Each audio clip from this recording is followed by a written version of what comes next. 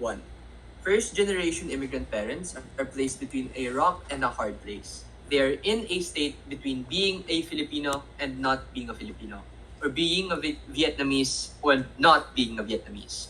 They are in this weird gray zone, an area where on one hand, they're in a strange new place with strange people, yet the only frame of reference that these people possess is the way they were personally raised and the ideas that are important in the context of their own particular home country. Problem. Assimilation is a necessary step in the adjustment process of becoming a state within North America, in Europe, in literally any multicultural society that these immigrants are particularly likely to target. Assimilation is what will get you to survive. It is what will get you to pay the bills. It is what will get you through the very hard life you already will probably lead. Because let's be honest, if you're an immigrant, there's already a multitude of things putting you at the back foot. But even deeper than that, I think, or we think, that assimilation is what will allow you to make genuine connections with people, for you to feel as if you are actually a part of the community that you just moved to, and generally just a lot more likely to enjoy your stay in this new environment. A lot of responses towards opening government. 1. PM asks a very interesting question. What is within your capacity as a parent to raise your child? We think two things. One is to stick to what you know. The second is to be able to adapt and learn. Why is the latter better? Why is their former worse? I'll give you 3 reasons. 1, you are just a lot more likely to learn new things either way. You are likely to be exposed to different ways of raising your children, likely exposed to different ways of doing things. It's just a lot easier for you as a parent and for the child to have some form of leeway in their like raising up phase in an environment that is able to adapt to the current standards of your neighborhood and community.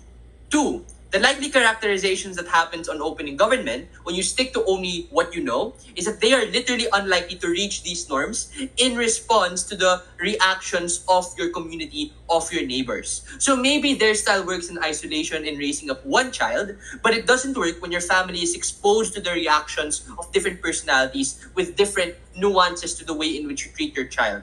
Note that this has big impacts. If your child hates the way he is raised because he is the only one in the playground not allowed to go to sleepovers, he develops resentment, he becomes jealous of all the other people who are raised in a far more equitable and fair way, at least in his perspective. But if he likes it, or he's at the very least neutral about it, then he develops a sense of isolation throughout the same thing because he is literally the only one being treated as this. So even if he does like it, it's not like he can share it to other people. Whatever happens, you literally weaken your capacity as a parent to make your child grow and make your child develop, at least when you rigidly stick to these particular traditional values. Thirdly, and most importantly, you just give your child and yourself a bigger learning pool to base on. When you bend, you can pick up the good things that happen and try to limit the bad stuff from happening. This only works when you are not so stringent about your beliefs or your traditional values. So Miguel talking about the positive side of these old benefits are very limited, insofar as their frame is limited based on the values that your immigrant parents know and are not likely to change their minds about. 2. DPM says this idea about finding your own minority community of blacks, of Asians, etc., etc. The first response is that there is a risk of being boxed out or stuck just in those communities. The word multi-ethnic isn't just all about these groups sticking together, but the intermingling of these groups. So, their side is exactly where stronger authoritarian and conservative values can turn people off and can ensure that your family is perceived in a very negative way.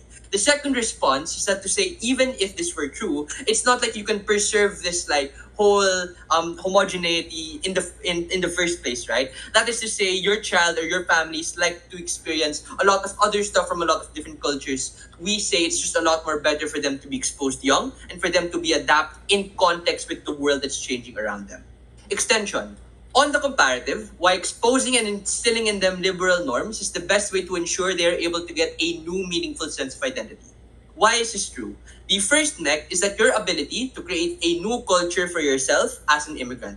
People who immigrate often don't feel like they are citizens of their own home country anymore. This is true for a variety of levels. They often forget and have a biased perception of how their own particular values are done based on how they are brought up. But 2, what worked in the past now literally doesn't work or doesn't work because of all of the privileges and new challenges that exist right now. E.g., the existence and prevalence of the internet, e.g. AI, e.g. current school trends. So, what is more important is on our side, a liberal identity means encompassing a lot of these changes and a lot more positive beliefs about having more liberal forms of choice and agency. I would posit it's a really great thing to tell your child that you are not just an immigrant from China or from the Philippines or from Vietnam. You are now a Canadian, you are now an American, you are now insert European country, and you can be anything you want to if you put your mind to it.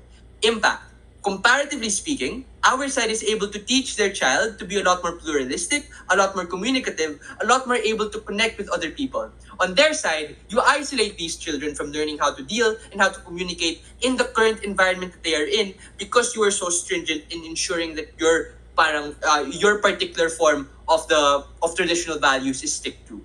The second mechanism is in literally getting more help at the point in which you help yourself acclimate to the people who treat you as a team player. Note, you are just far more likely to get labeled as a terrorist, to get labeled as a gang member if you do not acclimate to the environment around you, or if you do not bend to the current system of beliefs that currently surround you in these multi-ethnic societies. On our side of the house, it's just far more likely that you are literally going to be able to be given opportunities as a consequence of the fact that you are someone that is like work and willing to be able to like literally become a team player or literally be a lot more able to look as a certain way or look as a certain thing. Note that, yeah, the trade-off of this is that you lose the inherent traditional values that you have, but the pragmatic benefits, as to what I have said and as to what Joseph has said, is all a lot more important in making sure that you as an immigrant family continue to exist as an immigrant family and to continue to live in that particular country that you immigrate to. Why is this debate winning and something that closing cannot deal with? The main debate likely revolves around two main things. How can I as a parent raise my child? How can I as a parent find meaning and success with how I establish myself in the country? It is only when you are able to acclimate to the environment, to adapt and learn all of the positive things that you see around your community, that you are able to actually give your child the best possible chance of success. For all of those reasons, oppose.